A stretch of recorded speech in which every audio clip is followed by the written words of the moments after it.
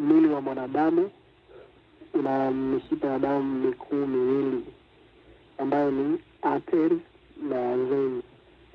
Kazi ya artery ni kubeba damu kutoka kwenye moyo kwenda kwenye viungo vingine vya mwili.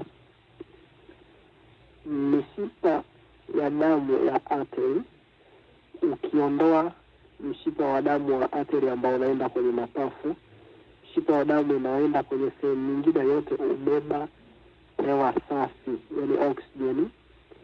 Lakini mshipa wa damu wa artery ambao unaenda kwenye mapafu unabeba hewa ya carbon dioxide. Wenyewe kikawaida artery kishabeba hizo oxygen kwenda kwenye viungo vya mwili, ili huitumia hiyo oxygen. Wakishaitumia huwa inabadilika inakuwa carbon dioxide. Baada ya hapo veins inabeba tena hiyo damu yenye carbon dioxide, inarudisha kwenye moyo, na moyo ukishatoka hapo inachukua artery nyingine ambayo inapeleka kwenye mapafu. Ile damu inaenda kusafishwa, tunasema inatolewa carbon dioxide, inaingia oxygen, alafu inatoka tena veins inapeleka damu ambayo ina oxygen kwenye moyo. Moyo unasambaza kwenye mwili. Cycle inakuwa ni hivyo. Sasa ni sehemu zipi artery inaenda, sehemu zipi vein inaenda, yani kwenye moyo.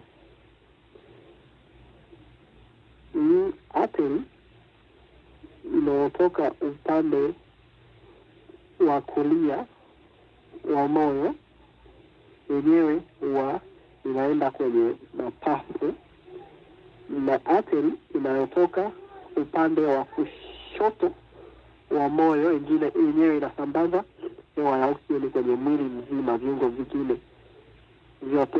Na veins inayotoka kwenye upande wa kulia wa moyo, yani inaleta damu kwenye upande wa kulia wa moyo, yenyewe inakuwa imetoka kwenye mwili sehemu nyingine, analeta isiyokuwa na oksijeni, na veins inayoingia kwenye upande wa kushoto yenyewe inaleta damu kutoka kwenye mapafu.